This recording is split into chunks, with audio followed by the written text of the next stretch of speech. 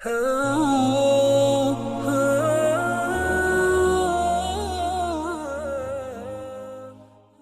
اللہ الرحمن الرحیم۔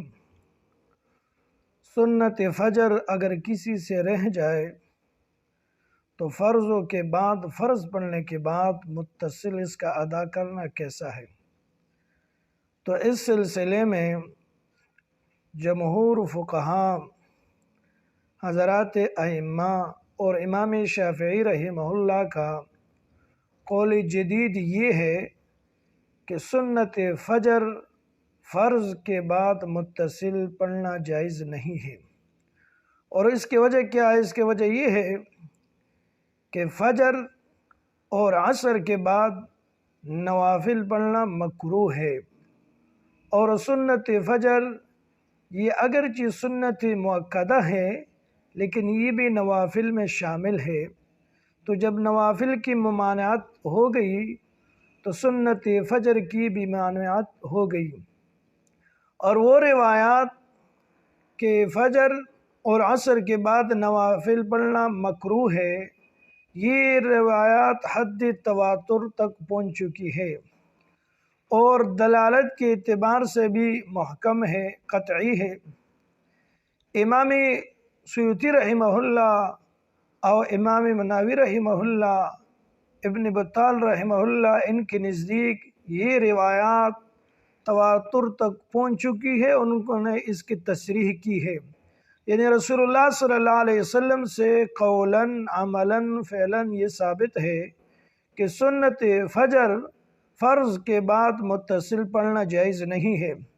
اس سلسلے میں روایات بہت ہے، میں صرف 2 روایات پیش کرتا ہوں، ایک ترمذی شریف جلد نمبر 1 کتاب الصلاۃ سے، اور دوسرا امام بخاری رحمہ اللہ نے بخاری شریف میں جلد نمبر 1 میں اس کو نقل کیا ہے۔ امام ترمذی رحمۃ اللہ علیہ نے حضرت ابو ہریرہ رضی اللہ تعالیٰ عنہ کا حدیث مبارک نقل کیا ہے، قال رسول اللہ صلی اللہ علیہ وسلم من لم يصل رکعۃ الفجر فلیصلہما بعد ما تطلع الشمس، کہ جس سے سنت فجر رہ جائے تو وہ سورج نکلنے کے بعد جب مکروہ وقت ختم ہو جائے تو اس وقت ادا کرے۔ اس روایت کو روایت کیا ہے، اس حدیث مبارک کو حضرت ابو ہریرہ رضی اللہ تعالیٰ عنہ نے۔ امام ترمذی رحمۃ اللہ علیہ نے ترمذی شریف میں اس کو نقل کیا ہے۔ دوسرا حضرت عبداللہ بن عمر رضی اللہ تعالیٰ عنہ کی روایت ہے کہ رسول اللہ صلی اللہ علیہ وسلم نے فرمایا، آفتاب نکلنے اور ڈوبنے کے وقت نماز پڑھنا یہ جائز نہیں ہے۔ بخاری شریف میں جلد نمبر 1 میں یہ حدیث مبارک موجود ہے۔ اسی طرح بہت سے احادیث رسول اللہ صلی اللہ علیہ وسلم سے قولاً ثابت ہے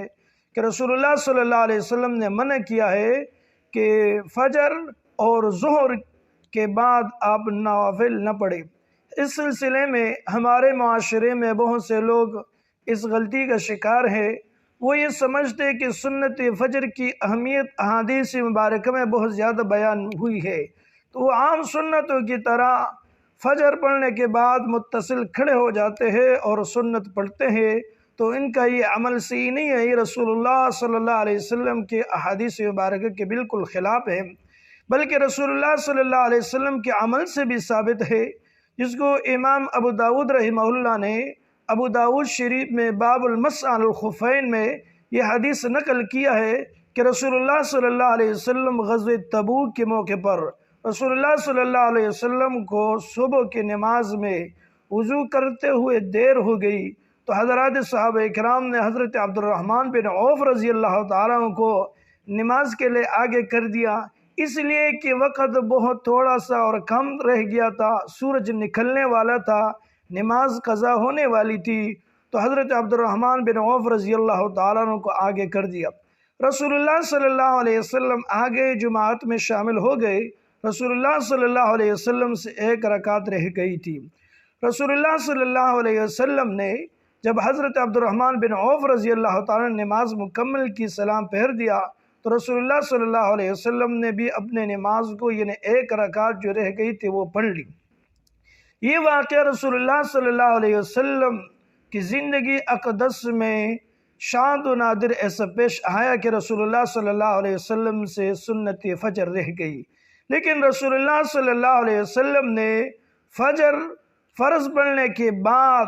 متصل ان سنتوں کو ادا نہیں کیا۔ اگر یہ جائز ہوتی تو رسول اللہ صلی اللہ علیہ وسلم کر دیتے، اس لیے کہ حضرت مغیرہ بن شعبہ رضی اللہ تعالیٰ فرماتے ہیں کہ فلما سلم، جب حضرت عبد الرحمن بن عوف رضی اللہ تعالیٰ نے سلام پھیر دیا، قام رسول اللہ صلی اللہ علیہ وسلم، رسول اللہ صلی اللہ علیہ وسلم کھڑے ہو گئے اور جو ایک رکعت رہ گئی وہ پڑھ لی، باقی اس کے علاوہ جو سنت رہ گئی تھی وہ نہیں پڑھی۔ اب اگر جائز ہوتی تو رسول اللہ صلی اللہ علیہ وسلم پڑھتے۔ تو ہم ان دوست احباب کو یہ دعوت دیتے ہیں کہ رسول اللہ صلی اللہ علیہ وسلم کے عمل سے بھی ثابت ہے اور قول سے بھی ثابت ہے کہ سنت فجر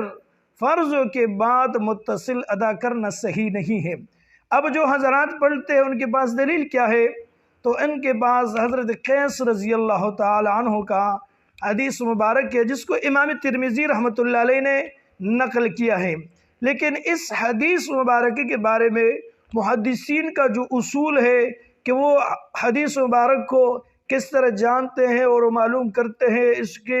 روایت کرنے والے راوی پر وہ تبصرہ کرتے ہیں، جس کو وہ رجال کہتے ہیں، پورا معلومات کرتے ہیں، تو وہ فرماتے ہیں کہ یہ حدیث منقطع ہے، اس لیے کہ حضرت قیس رضی اللہ تعالیٰ سے روایت کرنے والے محمد بن ابراہیم تیمی رحمہ اللہ ہے، اور ان کا لقاء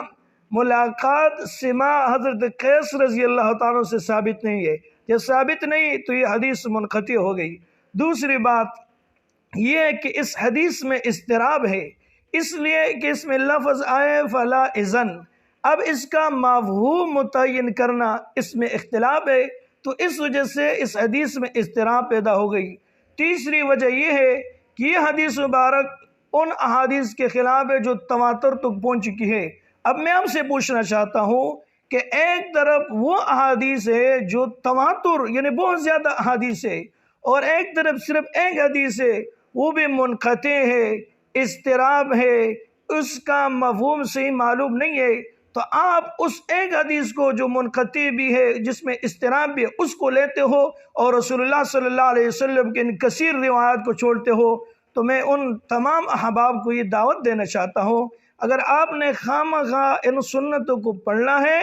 تو پھر جب سورج نکل آ جائے اور مکروہ وقت ختم ہو جائے تو اس وقت اس سنتوں کو ادا کر لے۔ اللہ تبارک و تعالی ہم سب کو عمل کرنے کی توفیق نصیب عطا فرمائے، آمین۔